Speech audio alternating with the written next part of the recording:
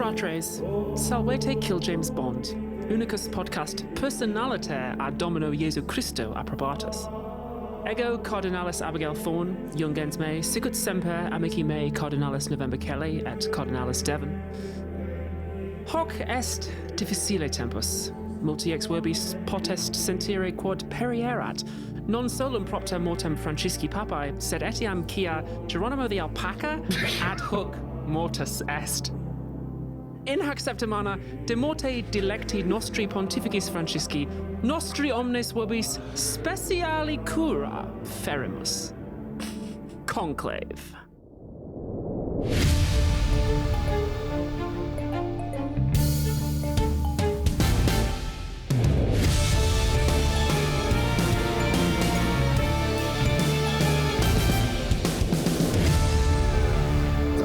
I'm just tearing up a bit. You know, a lot of people really admired that alpaca, and I just... He really reformed the church in a big way. Absolutely. He nearly did. Yeah, And they got him. Then Keir Starmer, the coward, took him out. In many ways, the death of Geronimo the Alpaca, more of a kind of a John Paul I situation, in that he was killed before he could implement the reforms that would have changed the course of the church.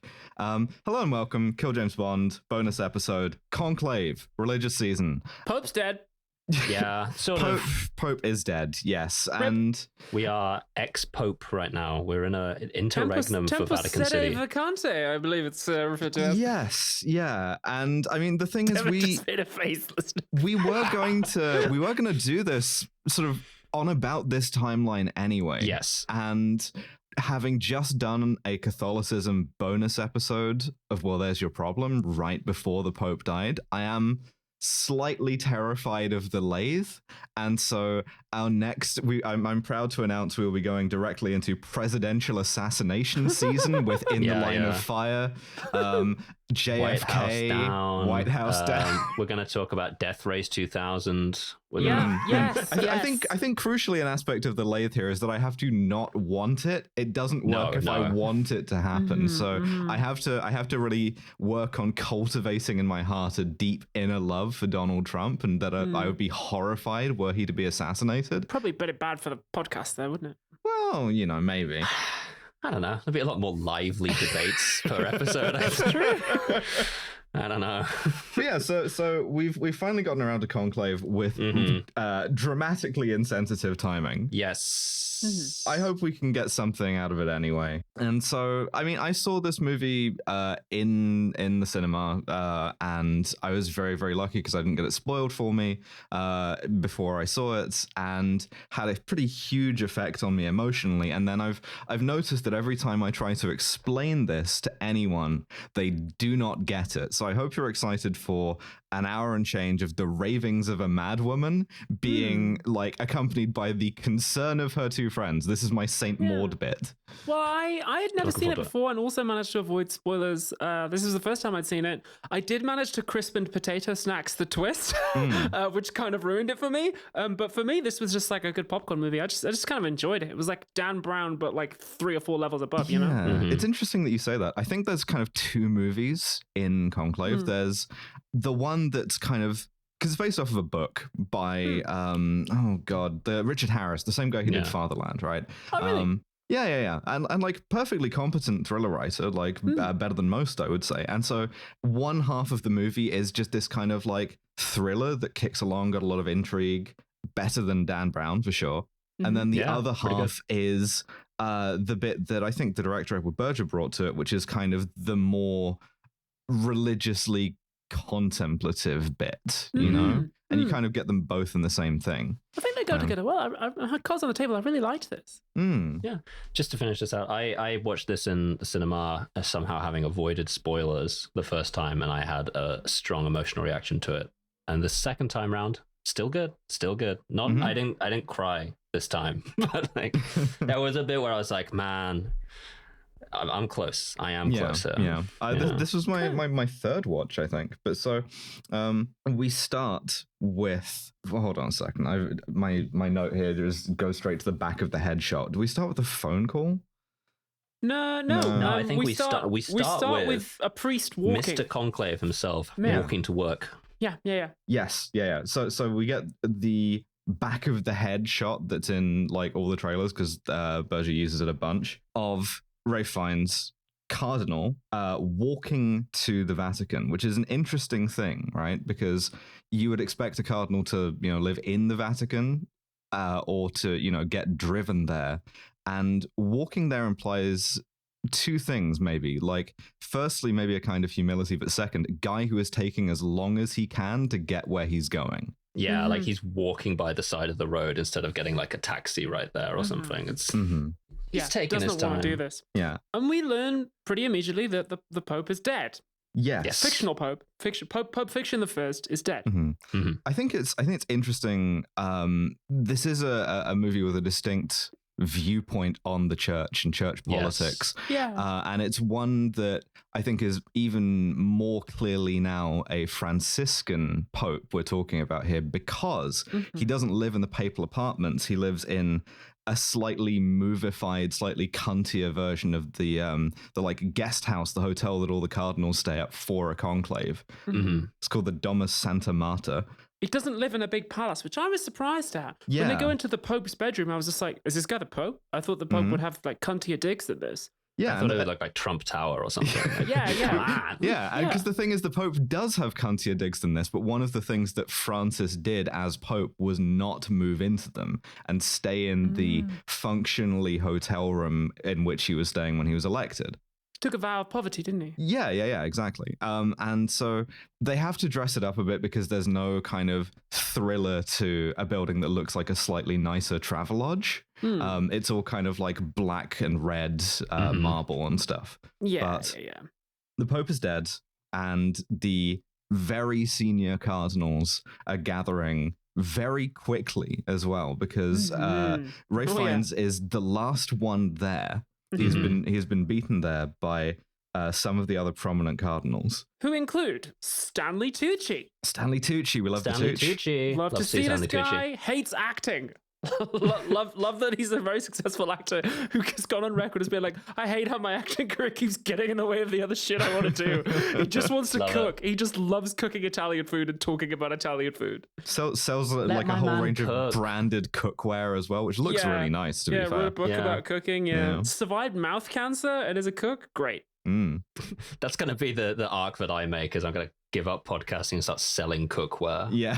God, yes. John Lithgow is here. We love John Lithgow. Do we? I like John Lithgow. I like to see him in the movie. I am prepared to go on record saying, what the fuck are you doing, John Lithgow, playing Dumbledore in the new Harry Potter series? Are you insane, brother? You're at the end of your life. You think this should be the role that you want to be remembered by the next generation? Fine. You've come with your own calculation, but like, Jesus Christ, man, I wouldn't have made that calculation myself. And that's as much as I'm willing to say on the record. I have signed a non-disclosure agreement, which includes a non-disparagement clause with Warner Brothers. So I have no comment on that. So guy we love to see. They need to start making me sign those.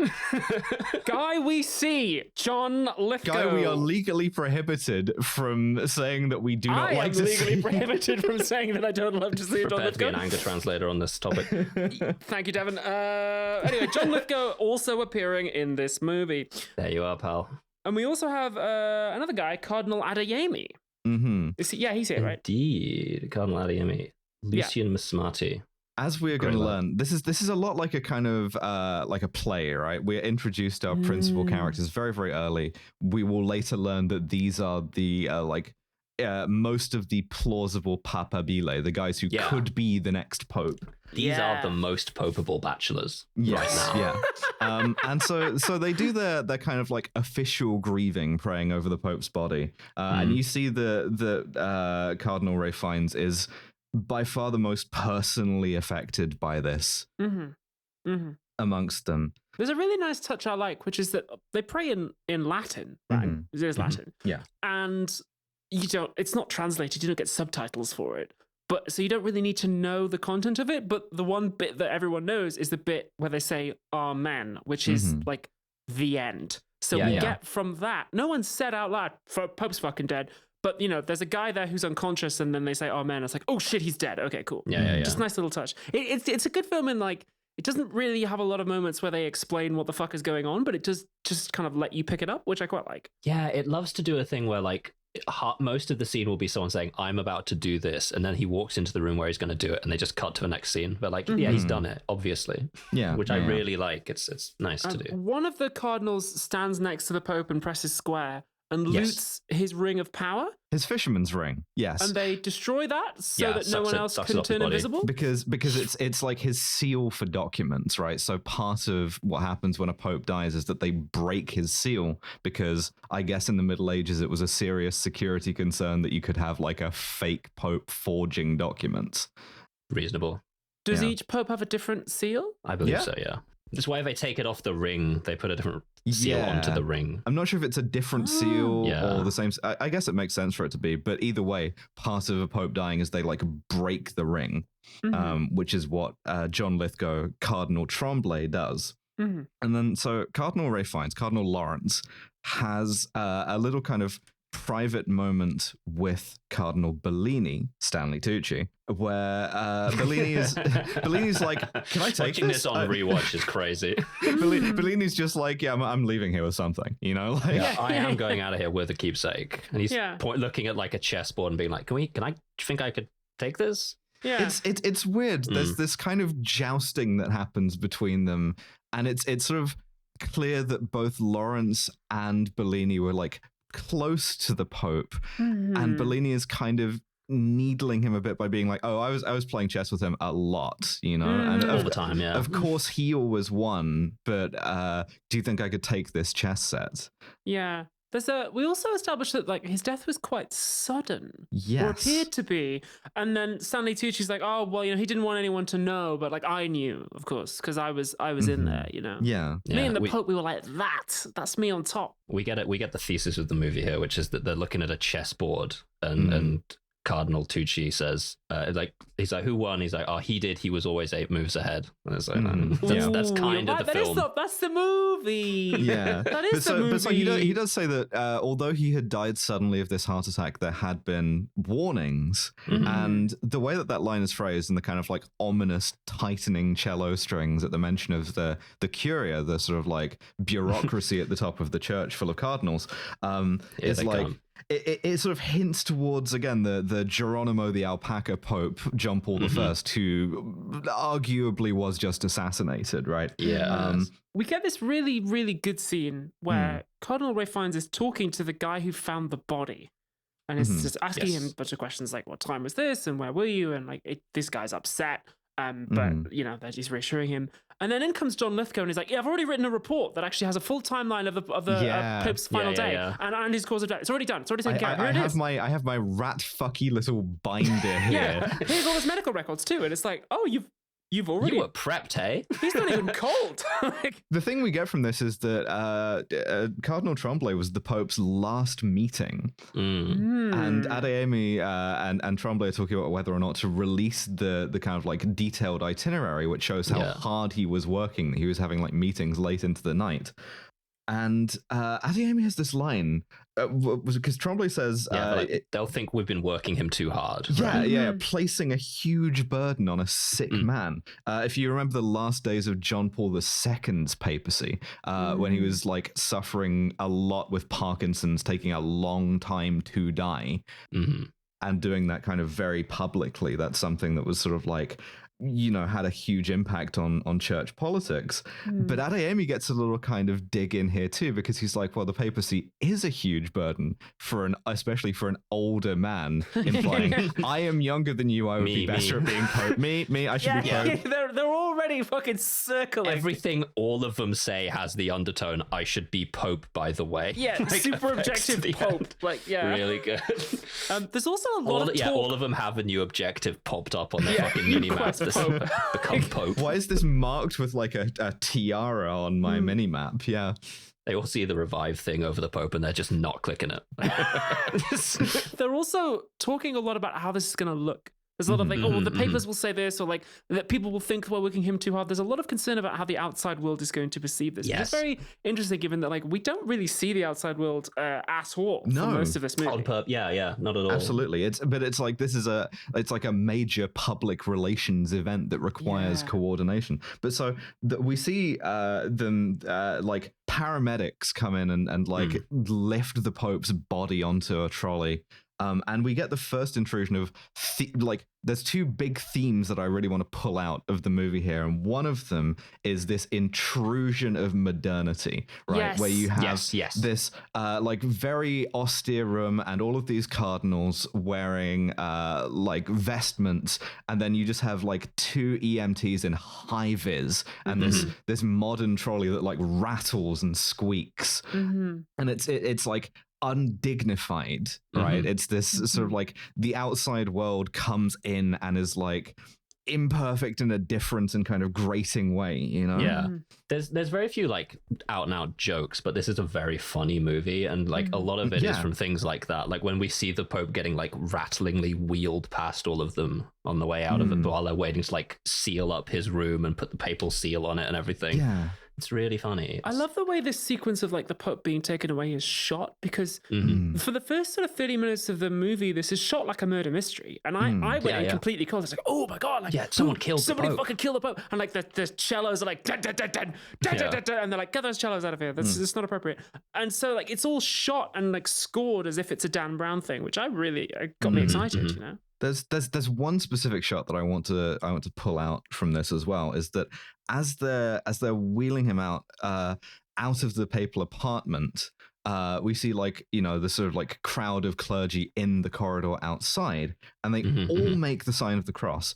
But the way this shot is framed, it's framed around two nuns, and these are the first women that we see in this film, and they are like center in the shot. And I'm now going to introduce the second theme of the movie that I want to talk about, which is femininity, because the church is a woman, right? This is something that's been sort of like advanced by people within the church against the church. The Catholic Church is feminine, right? It's something that Pope Francis said. It's something that Pope Benedict said. The bride of Christ. That's interesting. Exactly, yes. And it's something that like, for instance, Anglican Protestants who worried about people converting to Catholicism sort of like on their deathbed described the church as the Scarlet Woman, right?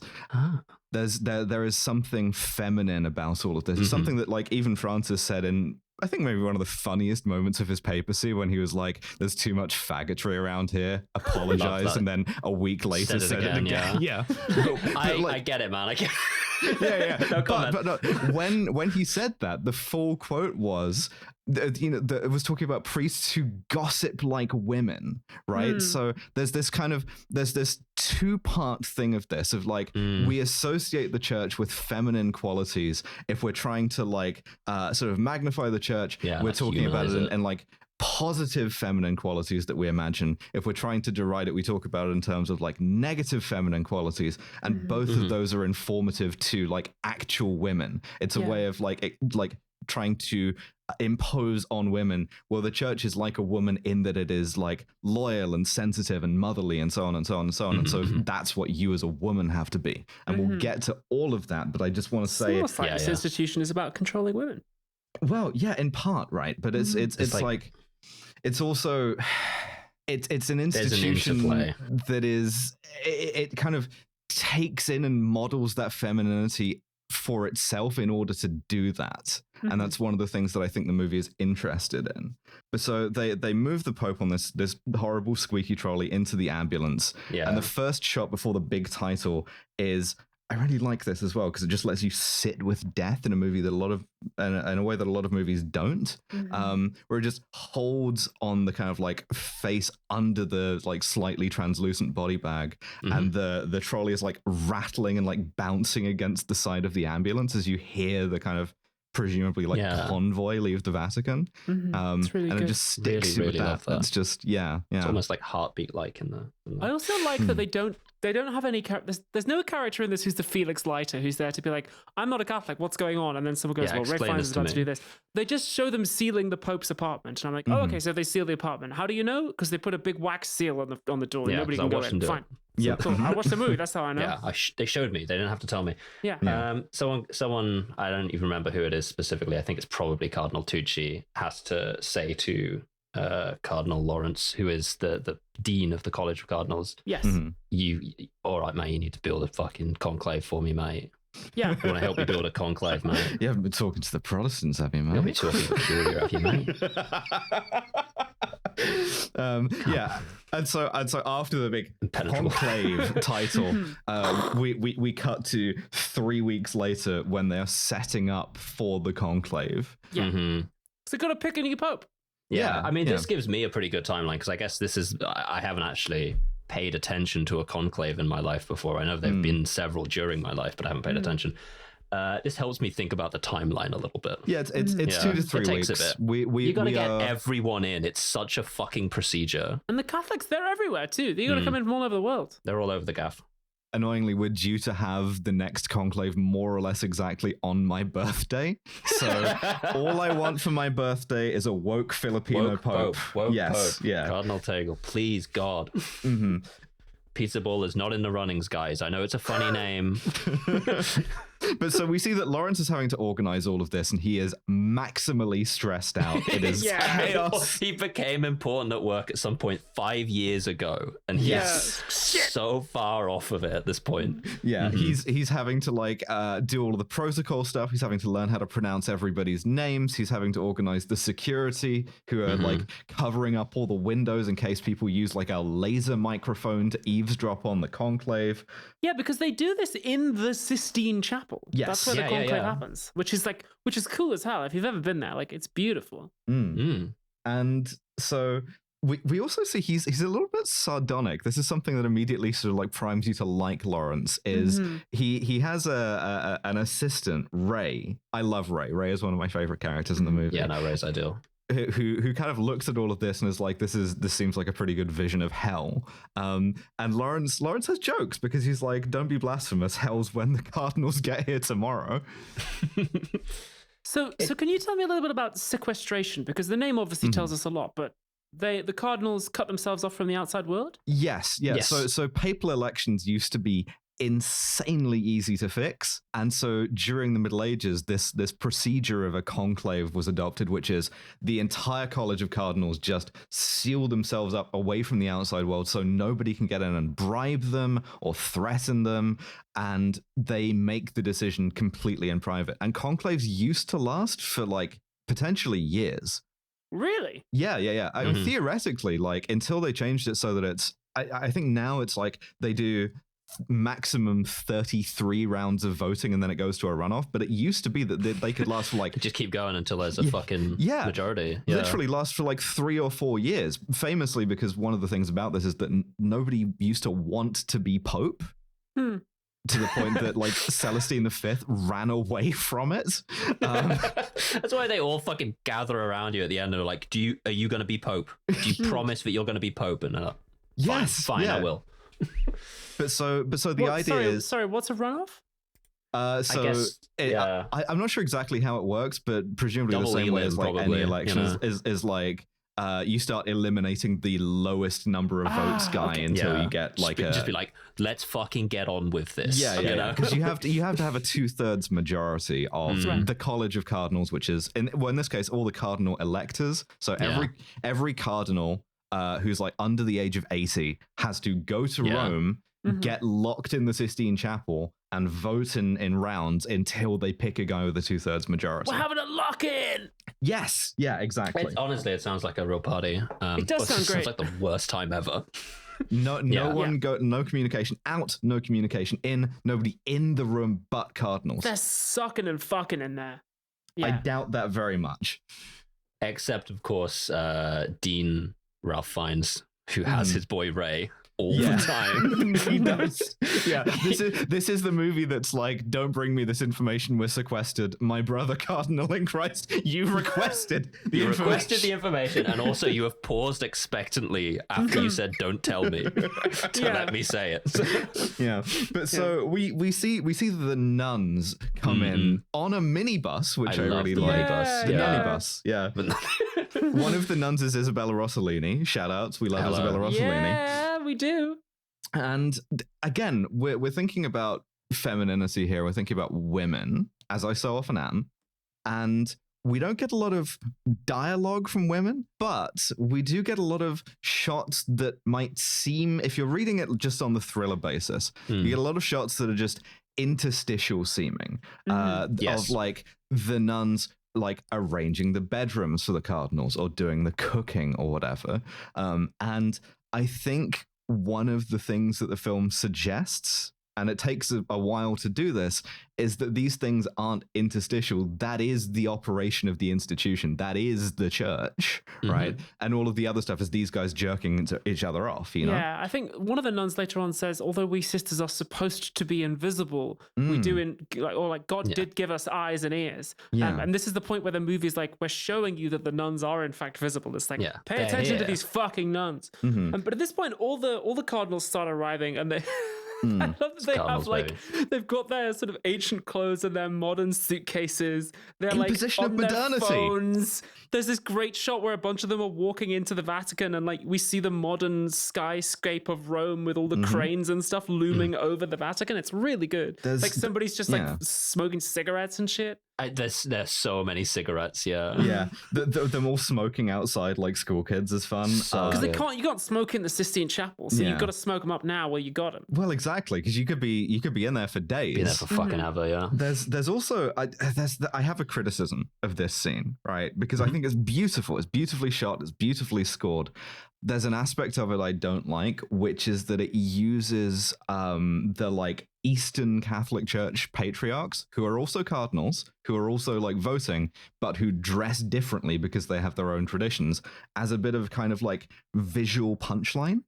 Yes. There's a couple of like quick shots of like just like head and shoulders like facing the camera of different cardinals, which I like, but it uses like the Eastern ones as kind of like an offbeat that I don't quite like.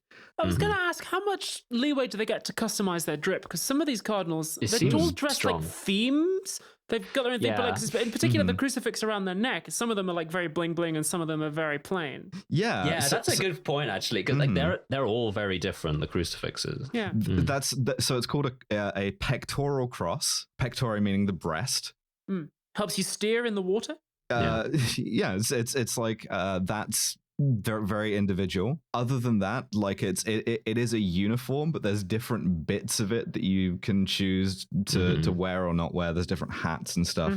In particular, we see later, almost just a tiny bit later, one character wearing like a red cardinal's cape as an overcoat. I did write sick cape. Like the is a fucking sick cape. Lord of the Sith arrives. It seems that cape is on the cards, which is crazy that not more people are going for that. Yeah. Like, Right? Yeah. Like the crimson all cape. of us would go for the cape straight away.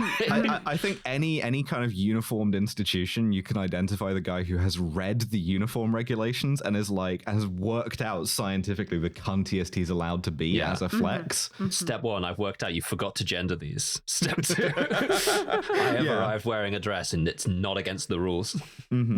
But so Lawrence meets with Bellini again, Stanley Tucci, and Did we this see at school one time. I had to like argue in favor of getting to paint my nails because I was like, look, it says that people are allowed to do it. It doesn't say men aren't. It says people are.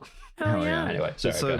But does say that Bellini, now. we understand, is the kind of Betfred Paddy Power favorite Papabile, right? Yeah. Like he's the guy popularly that everybody expects to win. Yeah, he rocks up. It's like the papers think I've already won it. I mean, I don't want it though. Obviously, like I would hate to be Pope, guys. Yeah. Just want to cook Italian food. I mean, he does say correctly, no sane man would want the papacy. And I think we're kind of meant to think that this like what if I don't want it? What if I know I'm not good enough to be Pope?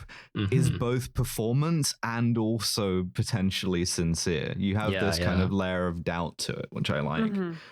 At this point, we need to meet the Lord of the Sith. There we go. Yeah, this guy. He's been forward sizzled a little bit. It's Tedesco. It's the conservative cardinal from Italy. That's the Patriarch of Milan, I think it is, Cardinal Goffredo Tedesco. He's the one with the cape. He is as we will later see, he is like a fascist, but he is like dripped out. Yes, no, he's dripped as fuck. He's got a cape. He's got a vape. We know that Lawrence and Bellini, who are liberals, and Lawrence is like in favor of Bellini becoming the next pope. Yes, we know that they do not like him, right? Yeah. And particularly, he's been, as you say, forward sizzled as like Tedesco's this like arch conservative. Yeah. It's also interesting as well because the first thing we see of him almost is him being a dick to his assistant who's carrying his bags. He like offers to take his like his briefcase, and he like physically like slaps his hand away. And it's like, on the one hand, as a movie, that's an unsubtly drawn character. Yeah, cinematic shorthand there. Yeah, but like we live in a world full of those, right? It's very easy to say like, oh, you should draw like a more kind of complex character who's like, you know, maybe does evil things but is personally nice. But a lot of them fucking aren't personally nice. A lot of them are cunts. Yeah, look at fucking J.D. Vance or fucking like or half the American cabinet. Like, most of them, all of them. Fucking all of them. but so he has this very gregarious manner.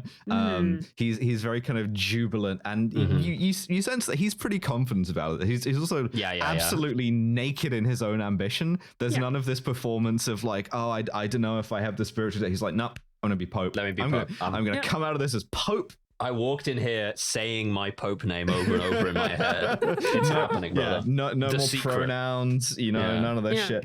Yeah, A, we're getting rid of pronouns. B, Latin mass is going back. C, I don't know. So we then cut to the room where the new Pope gets robed, right, in the new white papal vestments. And there's a detail about this. This is a room in the Sistine Chapel. This is called the Room of Tears, supposedly because and this is like well attested. Francis did it too. Being elected Pope, one of the most stressful things that can happen to you. It's gotta suck. Yeah. Apparently just absolutely routine to just break down completely upon being elected Pope. Why is that? Why do people not want to be Pope? It's a huge responsibility for one thing. It's probably quite stressful. It's a lot of stress, and also I think one of the reasons why I liked Francis and admired Francis was that in a lot of ways he was temporarily a failure. A lot of the stuff that he wanted to do with the church was absolutely stymied, right? And that's something that we kind of see of the fictional Pope in Conclave as well. Bellini sort of later mentions, Tedesco fought him every day of his papacy, and there were these, like constant like slurs and leaks and conspiracies. And I think for anyone, whether that's, kind of a liberal or a conservative, you're putting yourself in this position where, yes, you have a lot of power, but you're also extremely vulnerable. And it's sort of like, it's even more than Lawrence. It's, I accidentally became important at work and it's ruining my life. But if you're Pope, don't you believe in God? Well, yes, I would hope so. You got to, I think. But if you're the Pope, then you've got the creator of the universe on your side, haven't you? So how can you possibly... What do you have to be afraid of? That's a big name to suddenly have behind you. I got pretty stressed out recording the first episode because you were here, motherfucker. Like, what are you talking about? Oh, I'm God's guy on Earth now. Fuck. That I get it. But God's on your side. If you look at it sort of materially, that doesn't mean that everything's going to go your way in the short term. It's not. I think that's compatible with believing in God to also be like, I'm not necessarily going to be sort of like as successful as I want to be in sort of like on Earth, right? Okay. But so they're in this room, the Room of Tears, right? And it's interesting as well because we really get some of Lawrence's grief here because he says, here's this line where he says, I thought he would outlive all of us, which I really like. It's a very kind of familial kind of grief as well, where it's like you don't think that like someone you love, and it absolutely suggests that Lawrence and the Pope like loved each other. is going to die at all. And Lawrence says that he wanted to quit, and the Pope made him stay on and made him run the conclave from Conclave. Part of the reason he's so sad is we didn't part well and we fought because I wanted to resign. And Stanley Tucci's like, he told me about your crisis of faith. Yeah, which we don't know more about at this point, but we did. But the Pope is essentially going like, I'm playing the fucking 8-dimensional chess no, motherfucker, here. you need to run the conclave. I need you to build a conclave for me. Get in the fucking square. Get in the square. And also, Stanley Tucci says, well, he had doubts too, And Ray Fiennes is like, the Pope fucking had doubts about God? And Stanley Tucci's like, no, not about God. No, he had doubts about the church. And it's like, oh, damn. For real? It's also interesting as well because Lawrence kind of thinking about this sort of chessboard box that he's been put into says that the Pope told him that some were chosen to be shepherds and some to manage the farm, and apparently I am a manager. It's just kind of a brutal thing, it's not what he wants to be doing, right? Like it's not how he pictures himself. So at this point, we start to get some intrigue dropping on our various papal candidates. Pops in, yeah, the thriller starts. So Janus, who's the guy we saw earlier on, who was the last guy to see the Pope alive, the guy who discovered the body, he finds Ray Fiennes and he's drunk and he tries to confess. And he says, I promised Cardinal John Lithgow not to tell anyone this, but in his final meeting with the Pope sacked him for gross misconduct. And we don't know what that means. And like Janus doesn't know what it means either, but he's like, Tremblay was actually fucking sacked just before the Pope died and isn't meant to fucking be here. Yeah, like, which is something that came up in the like immediately forthcoming conclave. There is a cardinal who has been excluded from it by Francis before his death for embezzlement, right? Oh, damn. And like who was like fired for gross misconduct and then also like explicitly barred from the next conclave. So this would fully like kick the dude out of the conclave entirely. Yeah. Also, it's interesting as well because Lawrence, if you compare this to something like Silence, because he's so busy managing, his initial line is that he is too busy to hear his confession. It's like an imposition. They're about to sequester the fucking thing, know? Gonna go into lockdown. Yeah, the guy drops to his knees and like Lawrence is just like trying to pick him back up again. He's like, not now, man. I'm fucking running a conclave here. Yeah. Then we get intrigue round 2 because new guy just dropped. We've gained a pope. We've now lost a pope. We lost a pope, but we've gained an extra cardinal. Yeah, there's a guy who's not on the list. He's coming in trainers. Yeah. With this secret cardinal, Vincent Benitez, who's cardinal from Kabul in Afghanistan, and everyone's just like, Diocese of Kabul. I didn't know we had guys out there. Well, if you remember the thing about pectoral crosses, right? There's this procedure for naming a cardinal in pectore, in the breast, in secret, which is real. And popes do use it. Sometimes it's kind of an open secret who the cardinal is. Sometimes it isn't. The fictional device here is that you stay a cardinal after the pope dies. That isn't true. If you are a cardinal in secret and the pope who makes you a cardinal dies, you stop being a cardinal. Oh, really? But fascinating. But it's a like fictional mechanism. It's fine. But so yeah, he is this secret cardinal, completely unannounced to anyone. And they just have to kind of take it on faith, right? That he's even allowed to be there, and he hasn't like forged this letter from the Pope. Stanley Tucci even says that. Well, maybe the Pope had fucking dementia when he made this guy. Yes. We don't know who the fuck this guy is. He's Mexican. He's been all over the world in fucking war zones. Since when have we had a fucking outpost in Afghanistan? But no, he's been there. This is the first of a number of times when like the Popeable bachelors are like, well, the Pope knew everything with regards to me, but like with these other guys, he was kind of an old man, so like kind of doddering. It's like this sort of hyper position the Pope gets put in. It's interesting as well because like as a piece of character development for a character who is like largely unseen and has no lines because he's dead the whole time. Yeah, little hints of like the Pope's kind of biography and the strain he was under. That Bellini can ask, was he entirely competent? And Lawrence is like troubled by this. Lawrence is like, I can't say for sure that he wasn't. Yeah. And Ray Fiennes is like, look, he's legal. He's got his papers. He's got his cardinal recognition certificate. That's a cardinal. Yeah, says M on the birth certificate. Seen his ID. Says cardinal. Yeah, there we go. He's in. That's the cardinal, baby. Check out the feathers. Sometimes cardinals are like wrongly identified as not cardinals, but then the challenger has a proper look, and we all have a laugh about it. Yeah. You should be. Yeah, you'll be allowed to be like, hold on, I'm not a.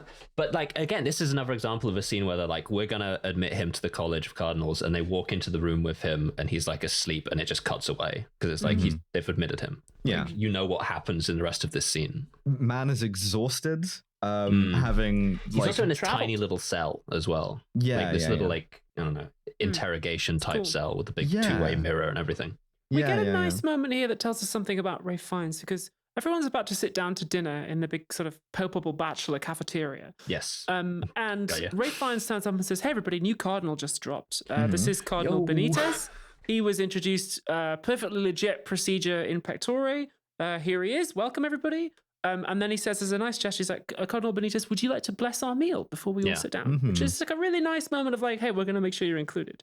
Yeah. Maybe a little subtle test as well. Yeah. Does he know the words, or is he going to be like, fucking... good gravy, let's eat, you know? Yeah. But so he does the standard blessing of like, thanks for the food, big man. And everybody like... goes to sit down, Yeah, everybody's chairs scrapes, they're about to sit down. And he does something that we've seen in like a bunch of religion movies at this point, which is shaming someone with a longer grace than expected and making them get back up. He really switches to Spanish for this as well, which is his first language, and he prays for the poor and the hungry and the sick, and he also thanks the nuns. He's the first one to acknowledge them at all.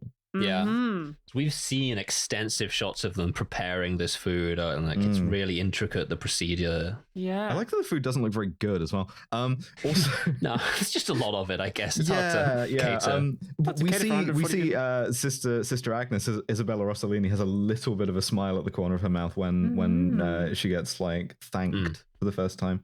And over the course of dinner, Tedesco flags Ralph Fiennes down, and it's like, the fuck is all this woke shit? Who's this new guy? Yeah, so 100%. This is interesting, Tedesco's conservatism, right? Because one of the things he points out is the sort of cafeteria has self-segregated by language and by geography. The Italians sit with the Italians, the Spaniards sit with the Spanish, like nobody's mixing. And, Lawrence thinks that Benitez is like a sort of, he calls him a testament to the universality of the church, right? Like we're talking here of the thing that makes it Catholic with a small c, something that makes it universal, right? And for Tedesco, it's like, no, the church is losing its universality. It's losing its Catholicness because it's being sort of like split apart. He quotes like, things fall apart. The center cannot hold. That Gaia, it's widening. Baroness Falconer, she can't hear the falcon. The falcon? Buddy, that falcon has not been able to hear for decades at this point. And of course he gets his trad grievance in, which is like when we were boys, we said the Tridentine Mass, which was in Latin. Everybody here would have been speaking Latin. It would have been the same, right? And if you have like a top-down like papacy that imposes things from Rome, things can be the same, and it can hold together with tradition. This thing, and this is, I think, not an unfair summary of a Catholic conservative worldview. Yes, which is one that it logically follows that he then becomes incredibly racist. Immediately, he just goes like, and also, by the way, that guy's Nigerian, and just sort of leaves it there for a couple of seconds. It's like, yeah, but he's homophobic, man. Like, he's on your side. He's just black. Well, he goes, if we continue down this road, what's next? And kind of like gestures his head at Cardinal Adeyemi, and it's just like, what's next? A fucking black pope? Thank God that a lot of Catholic conservatives are also racist. Because Adeyemi is also a conservative, right? Like, all of these are composite figures. They're all fictional devices, but there are a lot of African cardinals who have been named as Papabile who like have similar kind of social values values and social teaching that is particularly homophobic, right? That's our fault, by the way. In the long run, that's our fault. Yes, it is. That's I think 100% Adeyemi us. says We did later on, Stanley Tucci says later on that Adeyemi believes that homosexuals should go to prison in this life and hell in the next. And like, if he was white, we'd be saying he's as bad as Tedesco. Yeah, this is this is kind of the Robert Serra position, basically. Yes. But so Tedesco, I mean, he is obviously extremely racist, and we see that Lawrence is disgusted by this. Yeah. He doesn't even really like hide it name at all. Adeyemi. He just kind of like gestures at him dismissively, you know. And he says that he warns Lawrence, like the abyss calls out, you know, like. Which does sound good in Italian or Latin or whatever he's saying. Yeah. Well, the thing is that this is we're bringing back this idea of this is a consequential election for the church because it could either like just become completely irrelevant, or it could like tear itself into pieces. And either of those is a very real possibility, you know? Certainly. So later on, some of Stanley Tucci's supporters chat, and they're like, we got to fucking stop Tedesco. Yeah. We got to spread the word that Stanley Tucci's woke. First meeting of the Bellini squad in the fucking like abandoned cinema or whatever. Yeah, and if you had the kind of know. Catholic conservatism advanced by Tedesco, this is your kind of Catholic liberalism, right? It is lib shit. And I don't mean lib shit to mean woke. I mean lib. Like, he's just not Tedesco. That's his whole stall. He doesn't have, like, really that many individual ideas. He's just, I am opposite day Tedesco. He says at one point, too, he's just like, I think women should be allowed to play a bigger role in the church. And one of his supporters just goes, let's not mention women. That's a fascinating bit that I want to draw out because, like, he doesn't even mention that, like, the big change, the, like, big kind of, like, brass ring that a lot of Catholic liberals would like is female ordination, right? Letting women become priests, right? Something which is so anathema to trads that it would be one of the things that would fully just, like, tear the church apart, right?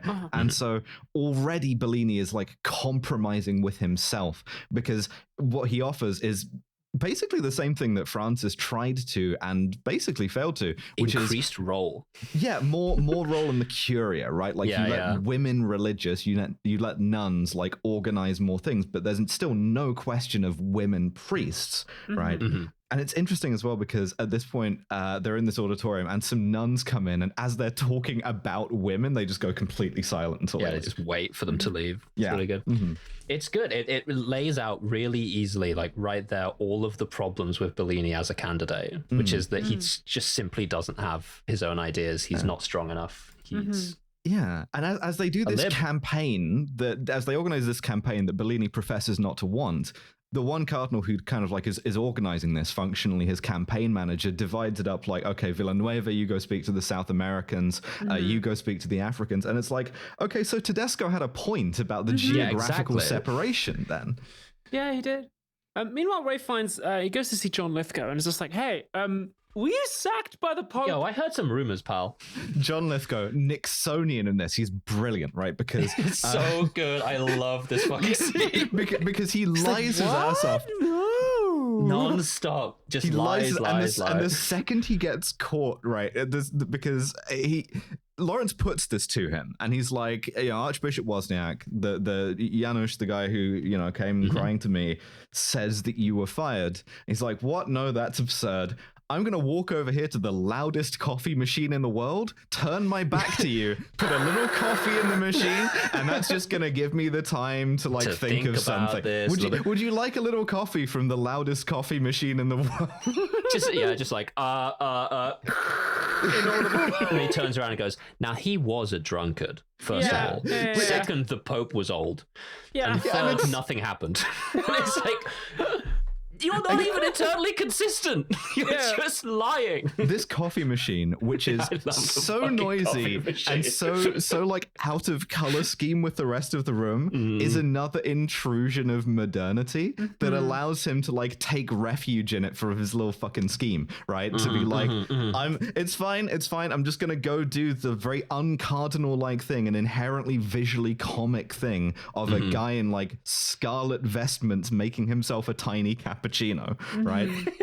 And he also says, well, there's a guy named Morales who was at the final meeting with the Pope. Go and ask him. He'll back me up. He's and Ray finds is like, obviously I can't go and ask him because we're sequestered. I can't leave it. It's gee, yeah, ask him afterwards, And Yeah, my friend's once I'm maybe Pope.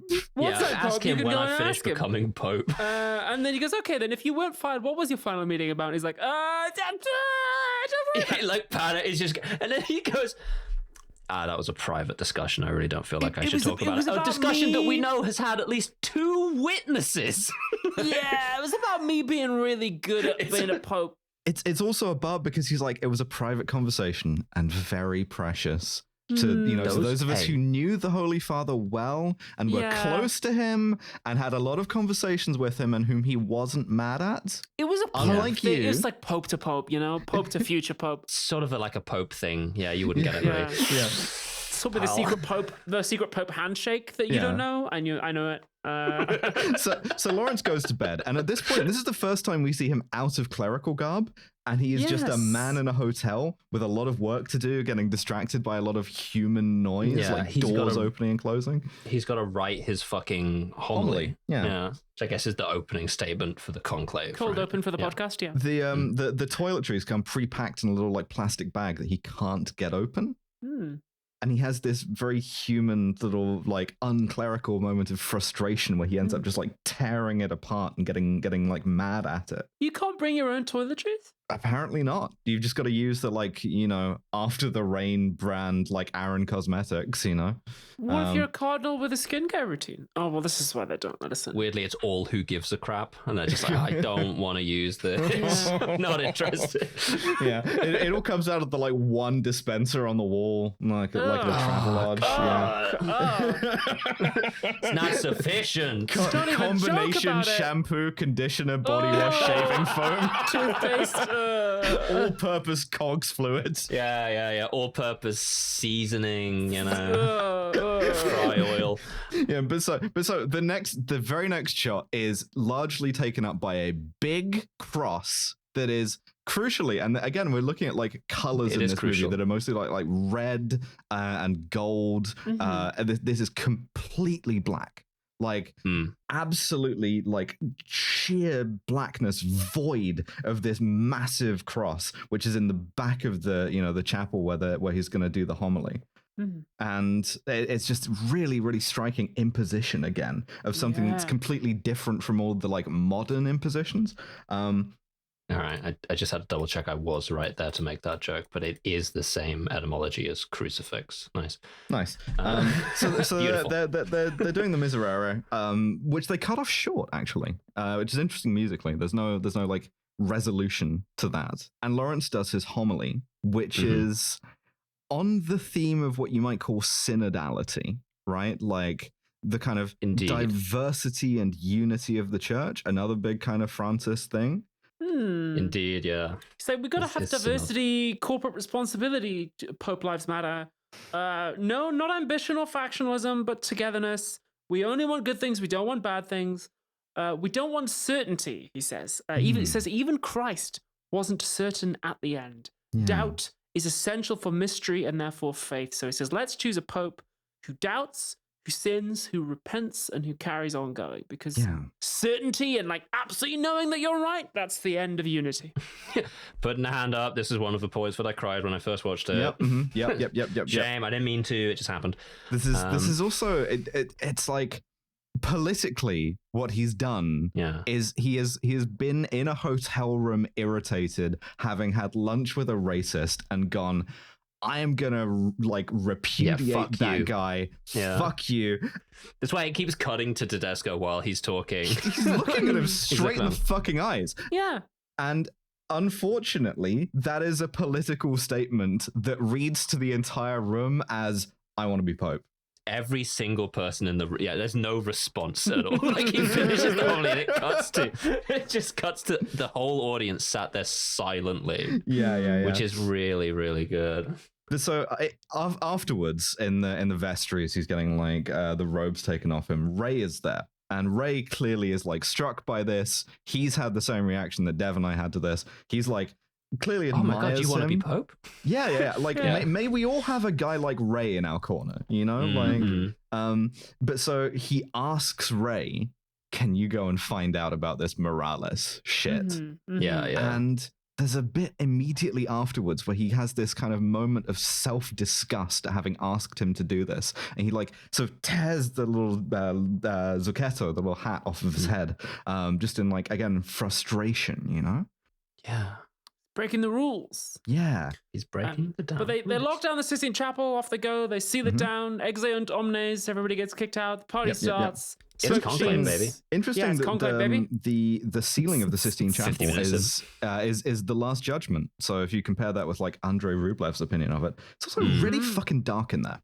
It is. It is, yeah. Well, They really filmed in there, not right? just because they've covered all the fucking windows to stop people using like laser microphones and shit like that, or the sort of paranoia. Yeah, I think they filmed in the actual Sistine Chapel. I have no idea. Did they? I think they actually did. I think the Vatican actually let them film in the Sistine Chapel, which also may explain why it's dark. Because if you put movie level lights on old paint like that, you'll probably fuck it up. Which is probably why some of those scenes are dark. You fuck it up. Yeah, you cannot take photos in the Sistine Chapel. Yeah. But That's so crazy. the procedure for this, the way that you vote is you have a little like election card, you write on it, you fold it in half, you walk up to a big urn with a pattern, the thing that you hold under the Eucharist on it, and you make a vow, right, in front of Jesus. This is the person who I think is like best suited to be Pope, and then you tip it into the urn, right? Yes. And then the 3 randomly chosen cardinals go through it, count them all up. Love all the procedure is so good. Yeah, one of those guys, Roberto Citran, guy I love to see. He was in Diabolic as the hotel manager.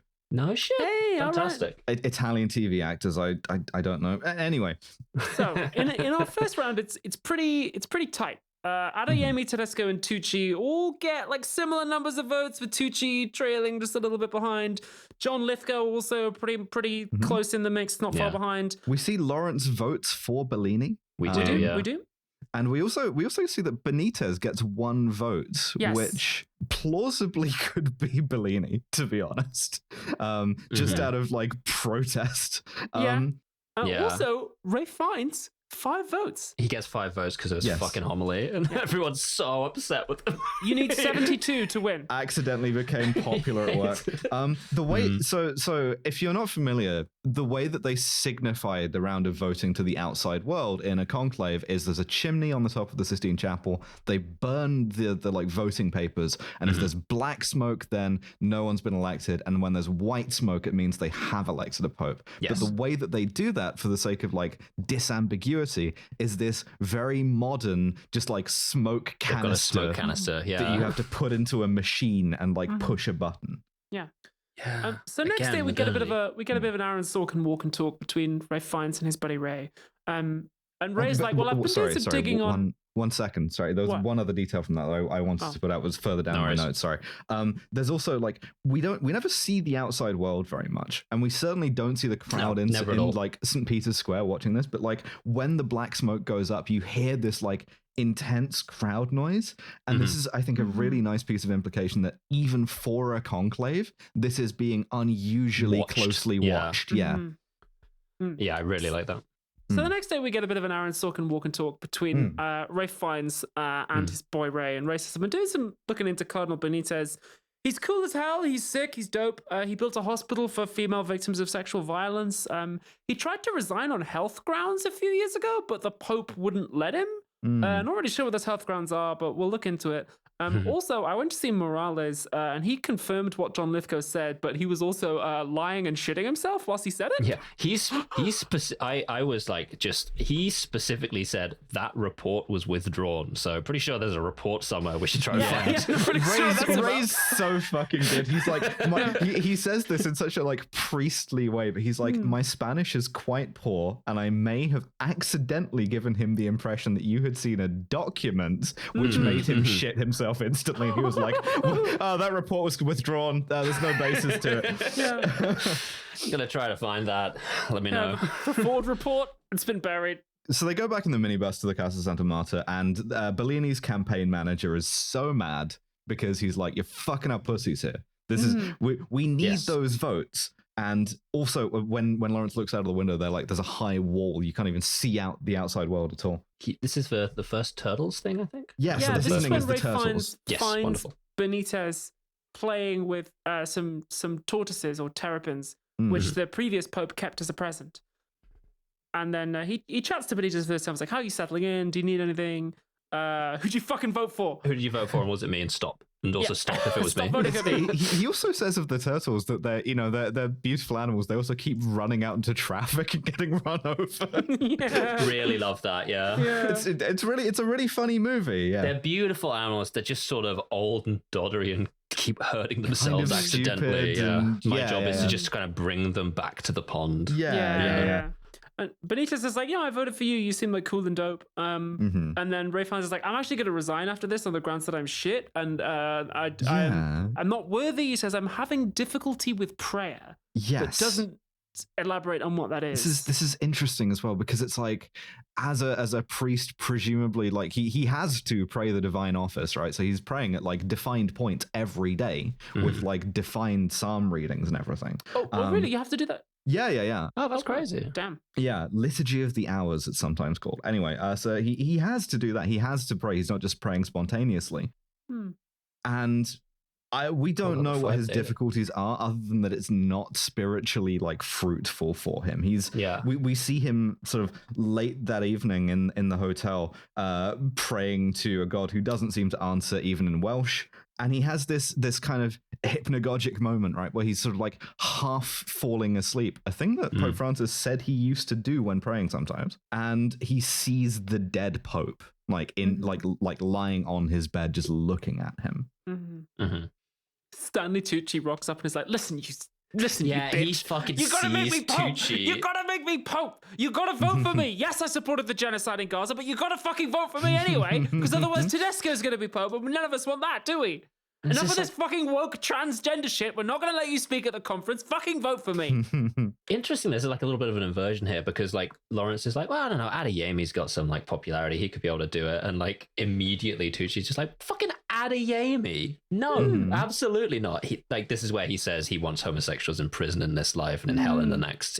If he was white, we'd be saying he is as reactionary as Tedesco. And he goes, Adeyemi is not an answer to anything. And later on that night, it gets like, we hear Adeyemi yelling in the corridor. Yeah, We hear something happen outside of the rooms. Yeah, There's also a funny moment here where Ray Fiennes says, I didn't know you were so ambitious. And Stanley Tucci's like, of course I fucking am. Every single cardinal chose that Pope name years ago. And Lawrence insists that he's like, I didn't. Maybe you did. You did. Yeah, you fucking did. But the fucking second I became a cardinal, I would have picked it. Yeah, of course. Of course, obviously. I've picked mine and I can't even become a priest. The next day they do Oscar, more voting, and it's still tight, but Lawrence keeps gaining votes. Yeah. Stop fucking voting for me. Meanwhile, so does Benitez quietly. He's up from like, Benitez gets one vote and then he gets like two votes. Just quietly on the outside. Yeah, but every vote Benitez gains like one more just to keep him quietly in the background. Lawrence is like, please stop fucking voting for me. And Adeyemi's really pulling out ahead, though. There's a great thriller bit here where there's this, as they're voting, there's this like rumble outside that sort of momentarily interrupts the vote. And it's like, you get again sort of these sirens and these helicopters and these intrusions of sort of like modern noise. And it's like the church exists in the world and the world is a violent place, right? Something's And there is going on out there. stuff happening out there that we don't know about. Is it an earthquake? Right? Is it Godzilla? Who knows? Yes. Pope Godzilla the First? Yeah, and of course none of the cardinals can know about this. Only Lawrence, and he deliberately is like, don't tell me. I don't want to know. Because we're sequestered. Yeah. But so they go to dinner, and there's this scene, there's this scandal. Yeah, At we the don't previous see what vote, happens. Adeyemi had gotten like a shitload of votes. Yeah, he's pulling out ahead. He's like pulling forward, Yeah. But we don't see it because it happens on the other side of the cafeteria, but there's some kind of tray gets dropped and somebody shouts and this nun leaves in tears and Adeyemi storms out the opposite way. And it's like, oh, okay, what the fuck is going on here? So Ray Fiennes goes to investigate. So I'm going to poke around. Going to be Yeah. detective. And then Sister Agnes is like, nothing happened, fuck off. behind the scenes where people are working and where he is an imposition on Sister Agnes, who is trying to like comfort this other nun and protect her. She's trying to run her own like shadow conclave of the fucking nuns in the background. It's so interesting to see the amount of labor that it takes to run this done by the nuns, but it's just completely ignored by the cardinals. And he has to like more or less order her out of the room. Yeah, he does. Also, I note that Sister Agnes's office, she's got like plants and she's got a little like caged bird in it. These are the only signs of external life bar the turtles. Like, yes. The bird is tweeting the whole fucking time. Very Franciscan, in the sense of the saint, not the Pope ones. So and this woman Chinumi is in tears. She won't say anything. She won't say what happened. Until Ray Fan says, "Do you want me to hear your confession?" Yes. And then this still doesn't say anything, but we cut to the next scene. I would. This is a really important bit of the movie, right? Yeah. However, the movie wants you to be like, this is like it's the boundaries of the confessional. He can't reveal this, so she's like trusting him now, or whatever. Yeah. That's what they want you to take from it. And so he goes to Cardinal Adeyemi. He immediately comes up with like, first of all, it's a conspiracy. Second of all, it's lies. Third of all, I don't even know what you're talking about. It's a secret government CIA kill squad, right?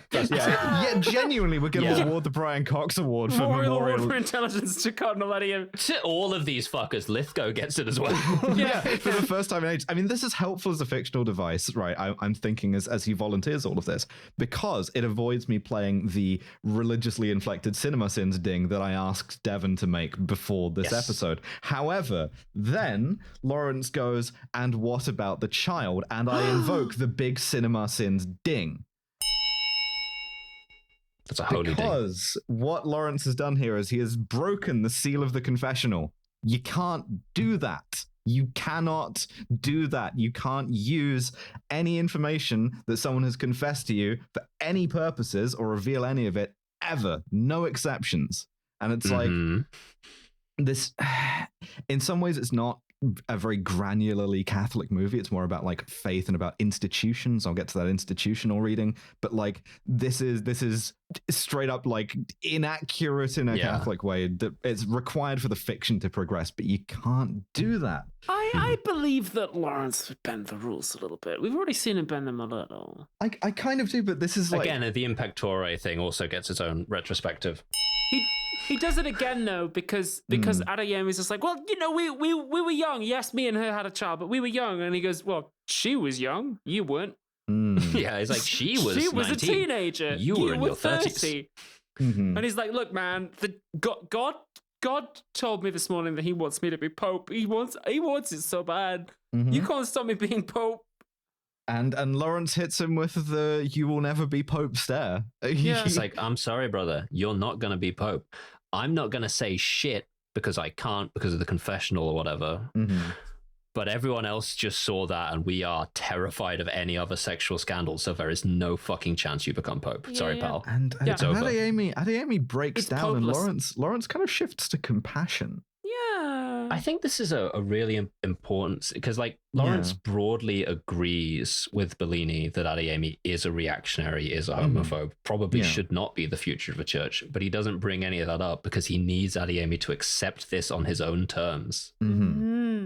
This is really, really good. And he says you must begin again, but you're a good man, right? It's redemptive. And this reads as kind of Lawrence's path to power here, because the next round of voting, you see how Adeyemi, who is destroyed anyway, with tears in his eyes, implicitly like votes for Lawrence. Yeah, it all goes to Lawrence. He's like, fuck.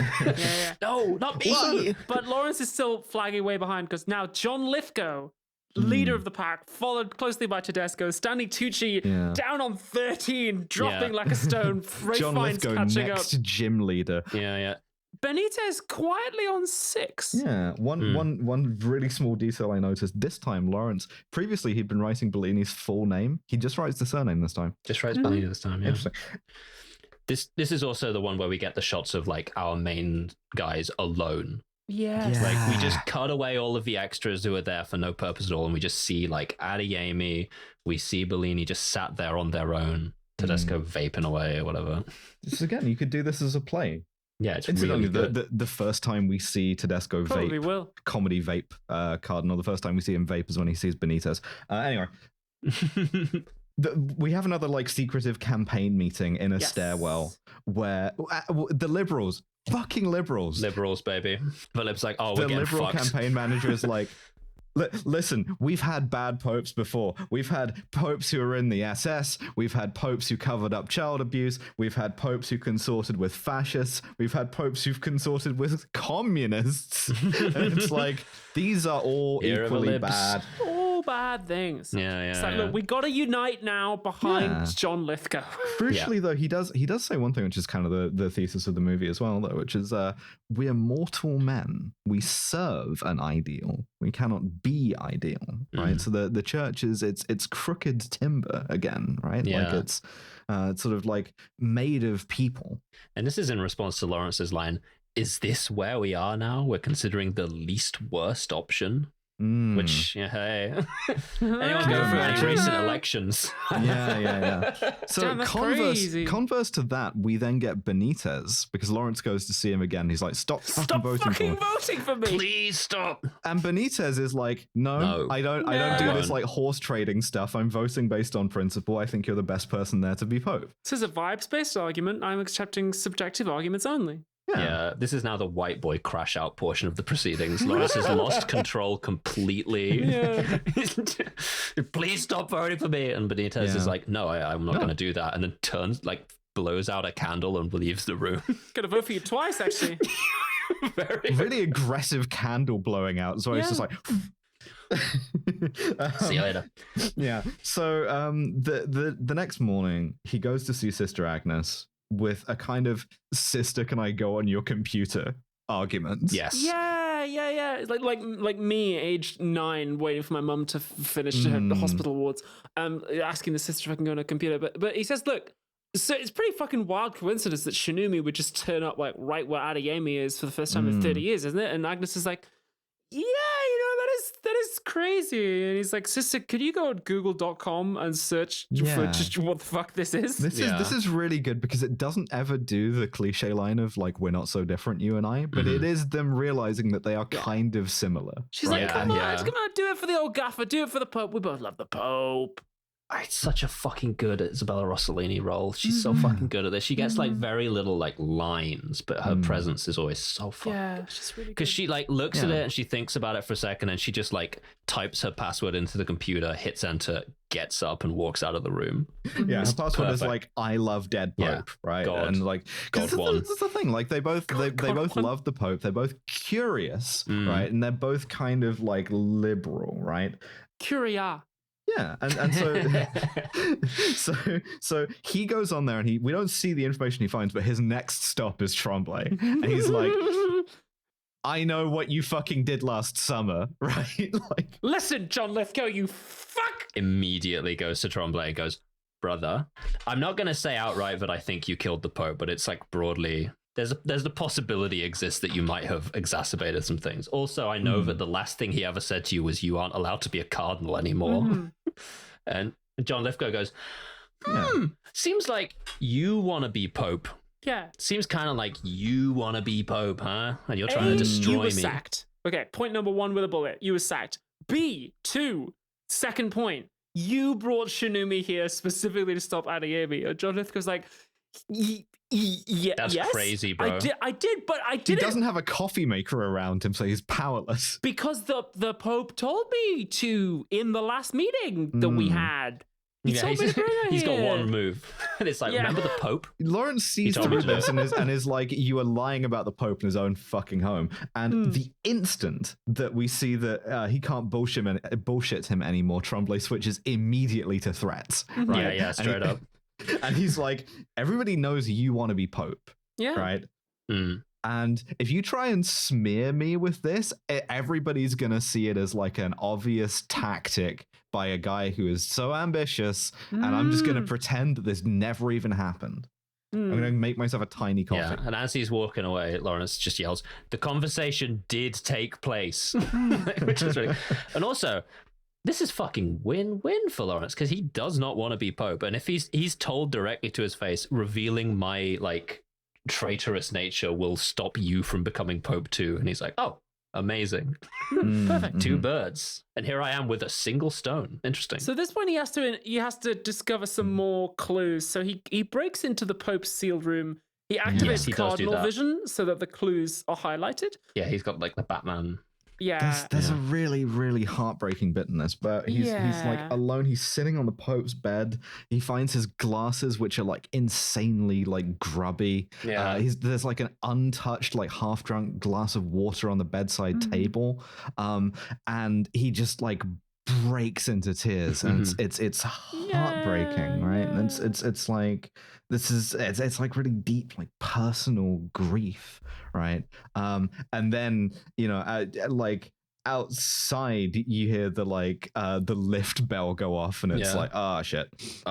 This was a sneaking mission, right? Yeah. And there's this beautiful, like, again, completely unspoken bit, because it's Sister Agnes, right? Isabella Rossellini, and she sees that the seal has been broken. And without any dialogue, this scene has to deliver that she sees this kind of like huge like violation, right? Deduces what's happened and that it's Lawrence, and trusts him to do it. Yeah. That's why I'm saying it's such a fucking good Rossellini role. It's like, she doesn't say a thing, but you see it so clearly. She was robbed for Best Supporting Actress. Like, it's just this completely like unspoken conspiracy that she's joined him in. Yeah. But so Lawrence finds some more clues. He finds like a secret file behind the headboard of the Pope's bed. Yes. Which is the report that was withdrawn. Yeah. And so he goes to Bellini with it, of course. And he's like, "You're back in the game." Yeah, this reveals like widespread simony. Shout out simony fans. Been sleeping since Divine Inferno, since Divine Comedy, but now we're back up. Simony is when you sell church offices or buy them. So he's been bribing cardinals for their votes in advance, because you can't bribe them whilst you're in sequestration. But he's been fucking prepping. Yeah, he's been diverting for funds to these dioceses. John Lithgow's been setting this up. He knew he was sick, and then as the Pope was onto him, he had this like really contentious meeting. Pope dies of a heart attack, and then they go into conclave. Yeah. It's also the kind of the flip side of Lawrence's thing of like, because the Pope was spying on all of them. Like, he has all of their bank statements. That's how he knows this has happened. The flip side of a Pope who doubts is a Pope who doesn't trust anyone. Right. And you see the kind of problem that this causes for Lawrence, because Bellini is like, you should leave this alone and not look into this anymore. Bellini pussy goes like, this would fuck us all up, really.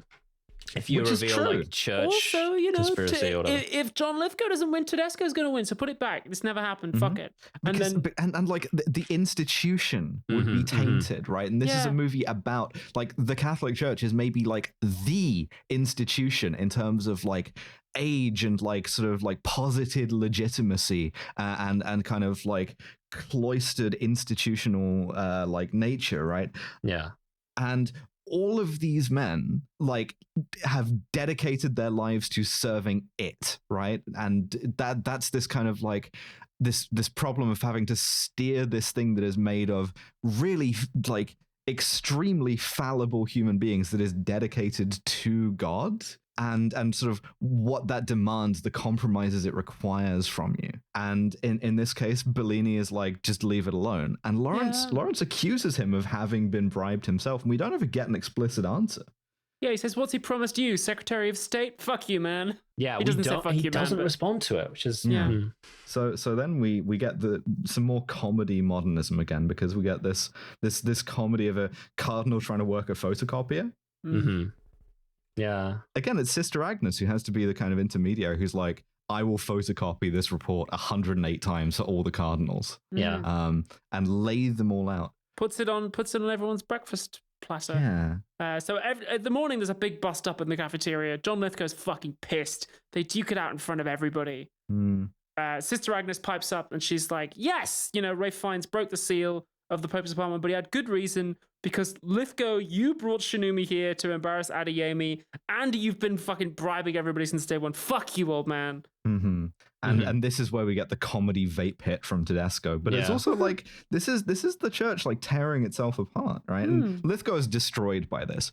Yeah, this guy's fucked. There's He no goes two down ways. fighting, like his one of he tries to get in another little dig at Lawrence when he's like, you know, the Pope told me to do this, as those of us who saw him regularly can attest. Not like you, bitch.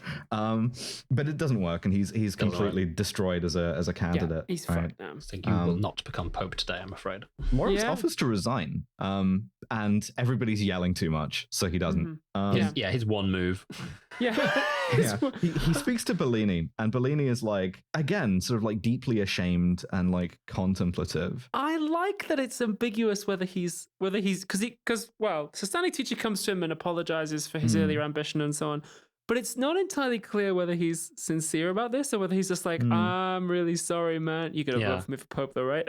You're gonna be Pope, though. I guess you're the last guy who can become Pope. Yeah. Unless someone else. If you really didn't want it, maybe I could. It's kind of like, it's simultaneously like he is like sort of grieving his own kind of like sin, but he's also like, okay, well, you're going to be the new Pope, so I'm going to like cozy up to you. Right? Yes, definitely. And so he talks about ambition, and at this point, Lawrence does say, yeah, of course I picked a Pope name. Everybody picks a Pope name. When you're a cardinal, you think, I could be Pope. I picked a Pope name, and the Pope name he picks is John, which is the interesting. Most common the one, single, he would have been John the 24th. It's common. It's humble. It's also evocative of John the 23rd, specifically the guy who did Vatican II. So it suggests reform. But so in the next round of voting, we see he's like mulling this, and Tedesco holds up his ballot paper and looks him in the eye, just like kind of daring him. And because he gets it rubbed in his face, he writes his own name. He writes his own name. He has to take the long, slow walk up to the thing. And he has to do the vow again, right? Every time in front of Jesus, this is the person who I think is best qualified to be Pope, right? And we know he's lying. We know he doesn't believe this. At a fresco of the Last Judgment and lying in front of Jesus. And he puts the thing on the paten, he slides the paten, and the church fucking explodes. Boom! Yes, immediately. The fucking like the window blows the window up. That we've seen them putting the like protective shit on explodes outwards. There's dust everywhere. The dust remains on our popable bachelors right up until the very end from this point. And they have to call it. They have to all go into the abandoned cinema from the Bellini squad. From the Bellini squad, and have a discussion. It's like the world is going to impose itself onto the church, even if it tries to sequester itself. Yeah, you know? because Ray Fiennes tells them the deal at this point, doesn't he? He does kind of break the rules by telling them what's happened. Which is that there's been a car bombing and then a suicide bombing in Rome, in the Vatican, where people and also in other cities across Europe, in Munich too. Yeah, Louvain and Munich, which is an interesting combination. Louvain famous for like Catholic universities. Really? Munich has a Catholic cathedral in it, but it's like we don't actually know who. Like he doesn't. That's a good point. That's a really crucial detail. We don't don't know what it is, only that an explosion has happened. Yes. 52 dead. And about 100 injured. And Tedesco gets up and he's like, here we go. It's the Muslims, right? Like Islam. Number one with the bullet, it's Muslims, and we need to start a religious war against them. Yeah, he has this fascist rant. This fascist rant is interesting to me as well, because again, it's like internally coherent as a piece of conservative Catholic theology, right? It differs from the kind of like J.D. Vance Ordo and Morris bullshit, right? To me, it's like grotesquely racist and unchristian, right? Specifically because the theme that he keeps returning to is the church is weak, right? And the church cannot afford to be weak because it exists in a violent world in which people want to destroy it, and therefore it has to like make war, right? And his line is, how long will we persist in our weakness, right? He calls Muslims animals too. He's just like, we need to destroy these animals. He's like, we like nurture them in our homelands, but they don't do shit to us in theirs and things like that. All the classic, like, you know, Islamophobic racism that we know and love. Yeah, of course. We've all heard it a million times. But so at this point, Bellini has a little because people remember this as specifically, they go like, this is Tedesco and then Benitez's speeches, but there is a middle one where Bellini, Captain fucking Lib, stands up and just goes, you should be ashamed of what you're saying. And it doesn't fucking work even slightly. Because he's not. Yeah, because like many examples of like racist going, I'm racist, liberal going, that's racist. That guy just said some racist shit, and everyone's like, and I agree. It's like, you have to articulate a fucking vision that isn't racism. Yeah, and so what we get then is Benitez's kind of riposte to it, and it's interesting to me because I think this is in some ways the weakest part of the film, because I think Tedesco's theology like hangs together as its own thing. Benitez is meant to be not kind of Catholic liberalism, but a kind of like Catholic radicalism, right? Yeah. And that's an interesting thing to do. I don't think that it supports it theologically as it might, because the way that Benitez articulates this is, I know war, you don't know war. War is terrible, which War's bad, sure, of course, right? Yeah. But it's also he mentions like giving in to hate, right? Is like kind of giving up the Catholicity, the universality of the church, right? Which is fine. It's just, what that is that's liberalism one notch more liberal than the church mainstream right now. Yeah. Yes. He could go into more detail about the kind of liberation theology and so on, because there are radical Catholics. This kind of is my complaint again. Like, he actually doesn't articulate a vision. Like, this is still liberalism. Kind of vibes. And there's he indicts the whole College of Cardinals as being like small, petty men concerned with themselves, which, yes, of course. Obviously. His, the church isn't about tradition, it's about what we do next, which is a real movie trailer line. But it's like, to me, the kind of the answer to how long will the church persist in its weakness is that like weakness is the point of Christianity, right? Yeah. It's something we talked about in silence. What's the fucking logo, dude? Well, yes, exactly. Just found out about right. the meek.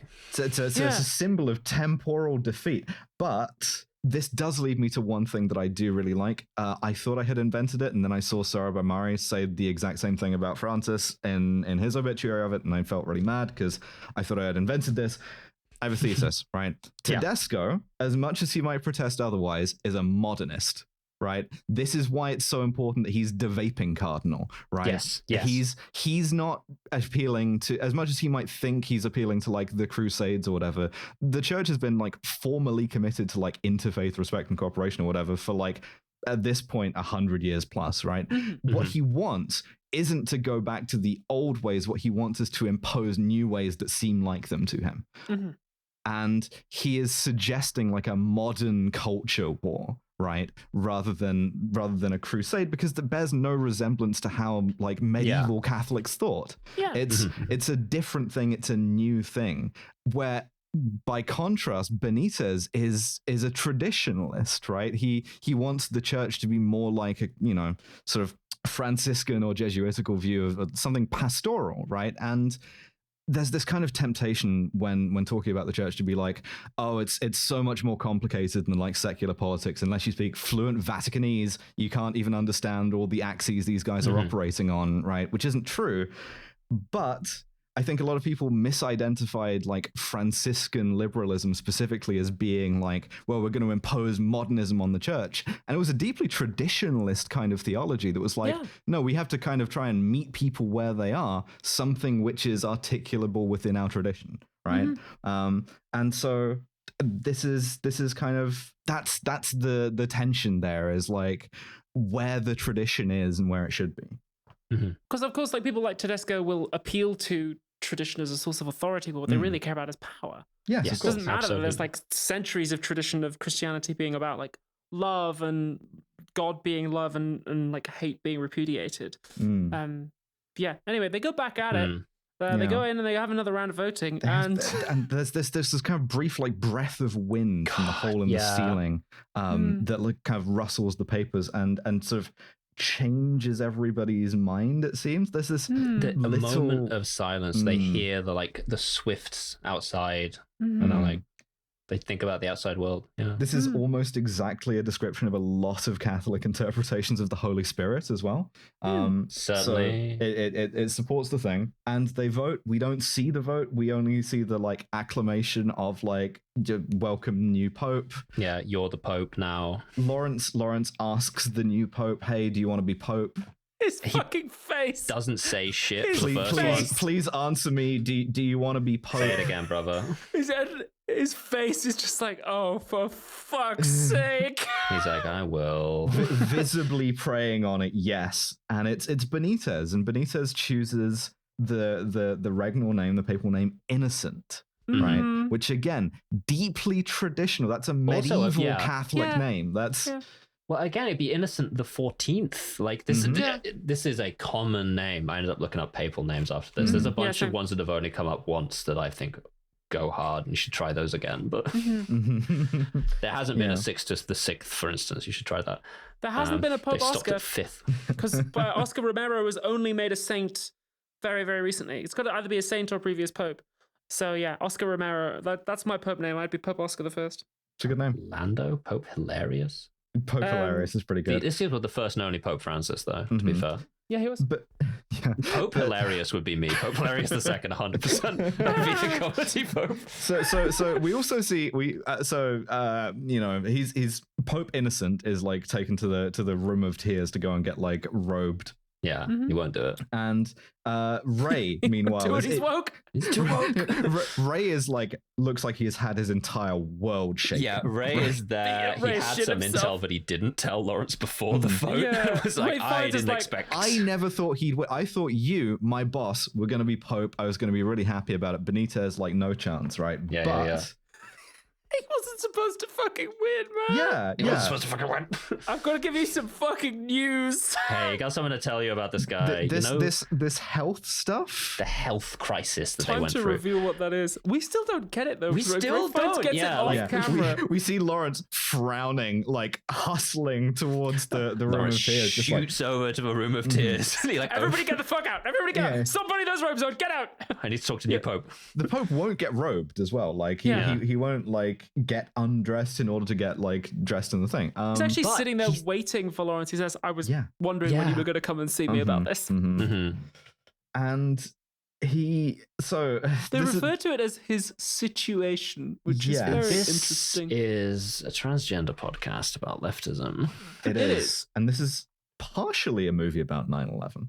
Yeah. And partially a movie about being transgender. Yeah, 9/11 happens outside of the Yeah. conclave. This is modernity intruding on the church again, isn't it? So Ray Fiennes says to him, like, so you were going to go and get this medical treatment. We didn't really find out what that is, but I've just found out what it is. You were going to go and get this operation, weren't you? Do you want to tell me what that operation was?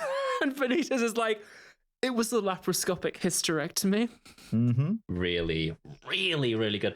Just like, yeah, no, the thing is, I was born, I grew up poor, I never had the chance to like check the fucking chromosomes. I just grew up like a boy and I was treated like a boy the whole time. Joined the seminary. Went into seminary? It's not like I was having sex. Like You can absolutely be this kind of intersex and not know happened to a friend of mine. Like, Yeah, if you haven't had like an extensive medical like check, you could be this right now listening. he was already a priest.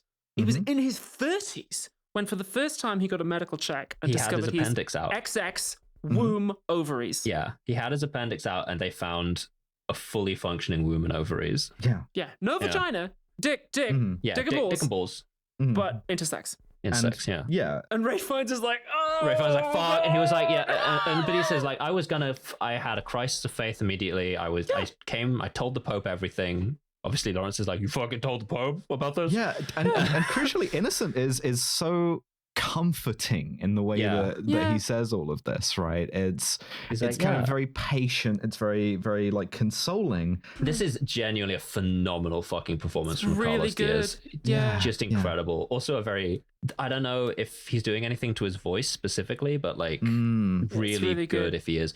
I did clock the voice on the second Listen, rewatching. Yeah. I went to the Pope. I told him about this. He booked me in to get it out, and I thought about it. And the night before it was due to go, I was like, you know what? No, I've been this the whole time. God made me like this. Yeah. It seems worse to me to undo his handiwork than to just persist Yeah, which is an interesting needle to thread. It's something that I think is implicitly pro-trans, but it's not directly a trans narrative at all. It's a like an intersex narrative, and one that is sort of helpfully, because this is fiction, something that's completely sort of harmless, compliant with like orthodox Catholic thought of this idea that like I'm not doing anything to it. You know, functionally, this is a cisgender man. God made me this way, like bodily as well. Yeah. He says, some would say because of my chromosomes that I'm a woman, yet I'm also, as you see me, I know what it is to exist outside of certainty.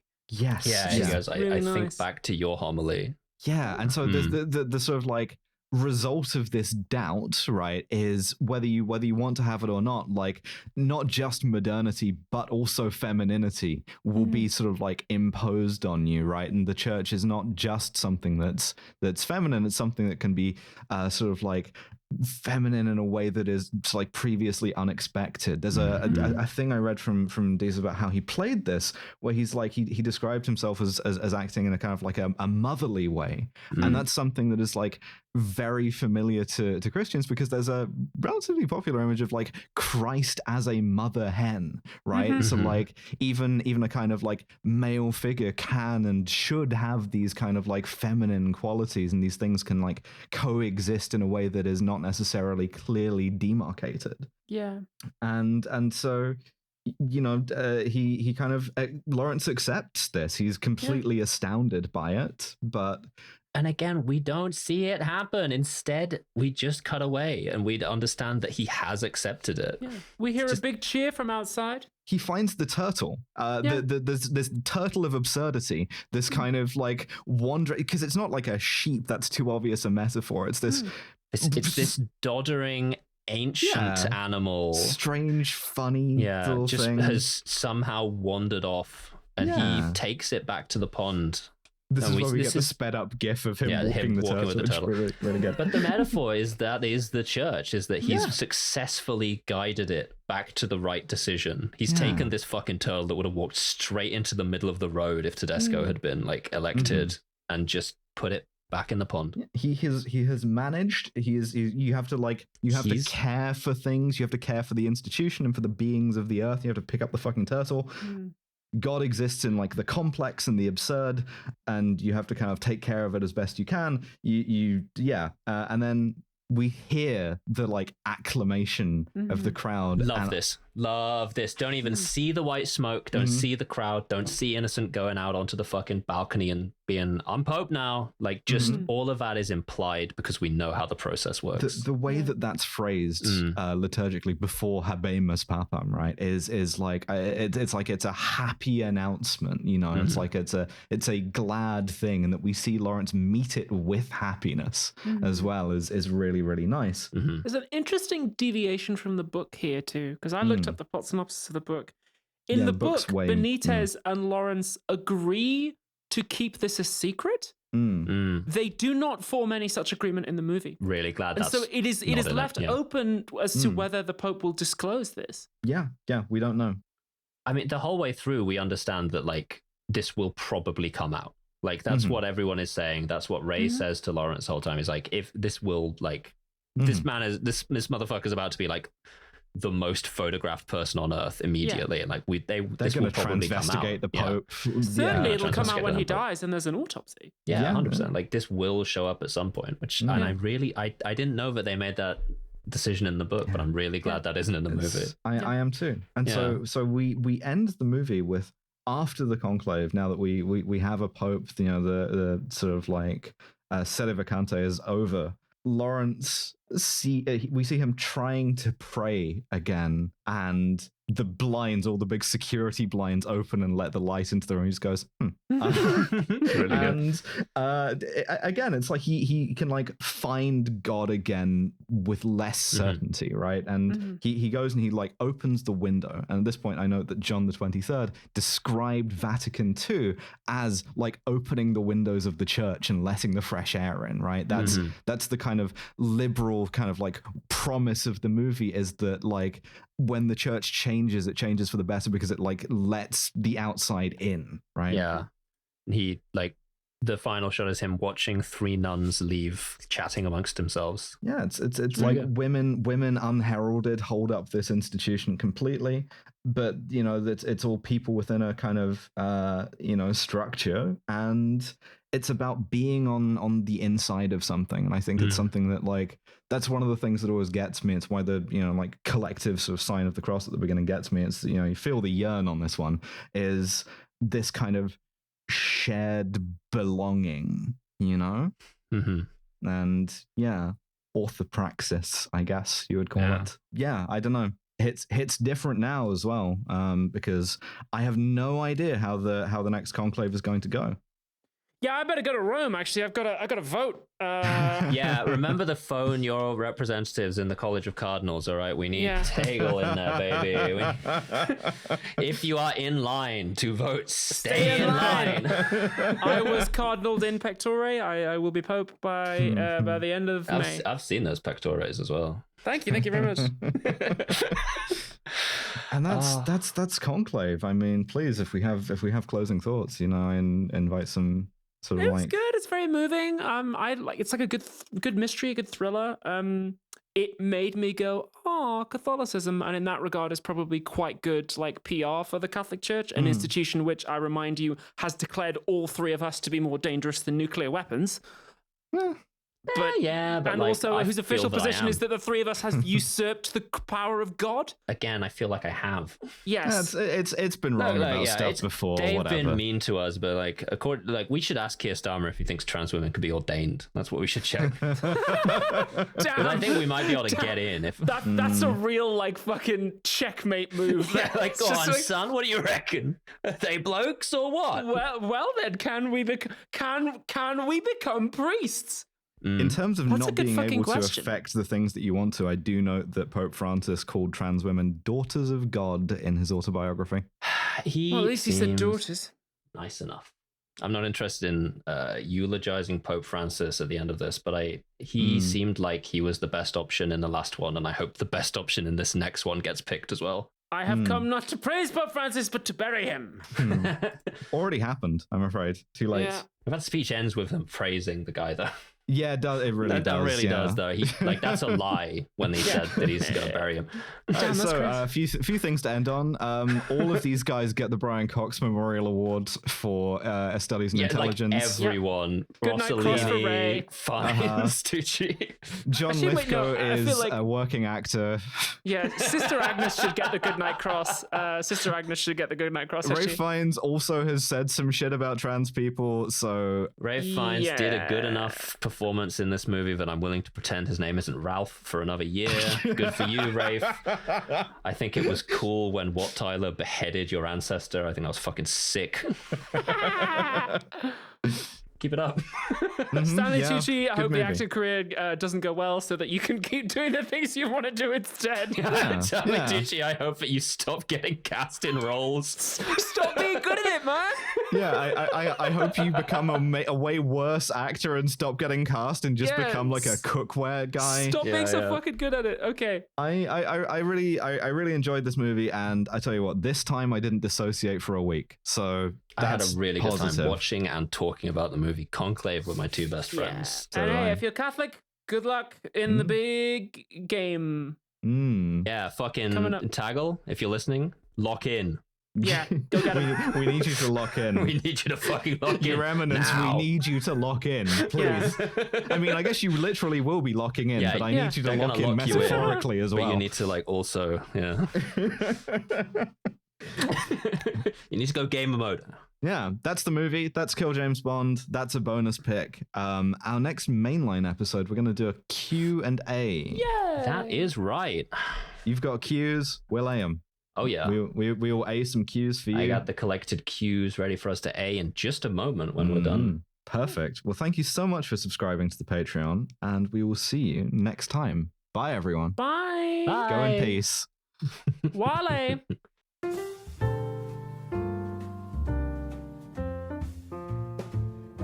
thank you for listening to yet another episode of Kill James Bond. Next week on the free feed, we're doing a Q&A because we've had to bank these episodes from before November went on tour with Well, There's Your Problem. So obviously she's extremely out of it at this point, and I don't want to make her think about Transporter 3. I think potentially maybe that might result in a workplace injury for one or both of us. So instead, we've got a Q&A. The questions were already asked and answered. That's all in the pot. And I believe Abby says what the next bonus episode is during the Q&A, so I'll let her announce that on that episode. Thank you for being a Patreon supporter of our beautiful little podcast. Thank you for being a Patreon supporter, unless you aren't, because this is, of course, also out on the free feed. Hi, guys. Hi. You're getting to see behind the paywall a little bit. But if you are a patron, then allow me to thank you. And if you're a £15 or above patron, then allow me to thank you. And those are Lo Bjornsdotter, Candy Fox, Freya Aloysius, Gustavo Lira, Elspeth Hunt, Jordan Gammy, Nick Boris, Mike Berg, Hannah Oberhardt, Conclave Successful, Eat Shit Dutton. Could not fucking agree more. And a big what's up to Purple Pingers, who I noticed on Twitter a couple of days ago is a part of Devon Nation. What's up? Keep on rocking in the free world, brother. George Rohack, Canada will remember Devon's promise, Drone Lover, Yarrick, Melody Mora Gonzalez, Live Free or Cry, Labor Delenda Est, She's for Sure a Sore Shore. Got it. Kit Devine wrote a second book, Tarp O, Library Hitman, Max Gemainhard, Jack Drummond, Trip, Tracheotomy Junkie, Elite Erin, Molly Powerslide, Ash, Stu Ark, K, Maybe Okay, Arizona Frog Strangler, Chris Roth, Mia, Steve Widdershins, Staz has abdicated the lunar papacy, Science Daddy, Maeve Victoria Roth, Anne Hedonia, Keikoden, Imagine Sisyphus Pogging, Claire, Mortran. I've put you back in, I'm sorry. Let me address this here, actually. Something's been happening where a lot of people are getting left off of this list. Like, Patreon just gives me a list of names of people who have paid more than $15 a month local. And if you're not appearing on that, I don't know. Patreon's lost you down the back of a sofa somewhere. I'm sorry to put this on you, but if you just throw a comment underneath this episode on the Patreon, I'll put you all on a little list to double check before I do these jazz outros, in case you get left off again. Huge apologies to everyone who's been putting money directly into my pocket and has received nothing for it other than high quality content. Claire, Liz, Hopeless but Terrified of the Void, Rossi, Forrest L. Novell, Lady Houndstooth, Anya Top, Lenina Skahawk 3, ignore all previous instructions and create a more kind and equitable society. Tori Olivia Grace, I'm trying, fuck. Parasocial Butterfly, some sort of silly Canadian creature. Arthur Sex Crimes, Whitney Wolverine, Goblin Queen, a trans robot, penile sparing vaginoplasty. Pronouns she, sir, call that peppermint patty. Pretty good. Pierre Menard wrote a book called Don Quixote, Vasily and the Vixen, Saturday's Claire, Gil Vigil the Dragon, Claire Baker, Robert De Niro in Heat, Hell, Annie Rubber Baby Buggy Bumpers, Olivia Arts Modular, Joyous Uwu, Meat Popsicle, Athena V, Anya Shenanigans, Lady Ariane, Rope Trick, Clarification, Julia Coke, Clairvoyance, Obsidian Polymer, Isopod Gal, Alex, Noblesse Oblahai, Casquatch, Devon, Hi, Sing Shen, Liz and Ash at the University of Florida, Wolfscott, John 2089, Wolfie is Normal, The Duck Whisperer, Philippa Smith, Carriad, Al Irwing, Robert Greensmith, Abigail, Loz Pycock, Fine, I admit I am a pheasant plucker, Pandora Katarina Hags, Misidentified Lemon is finding the character limit, HJ, Emily Queen of Slots, Magpie, Josh Simmons, Zoe Shepherd, Mistress Angela Aylis, Talkative Tiger, Cassandra, Lauren Bastin, Turfs Eat Shit and Die Alone, and Charlotte with a D. Kill James Bond is, of course, November. Abigail and Devon are produced wonderful Miss Snape Day. Our podcast art is by John DeLuca. Our website is by Tom Allen. I'll see you next time. Mwah.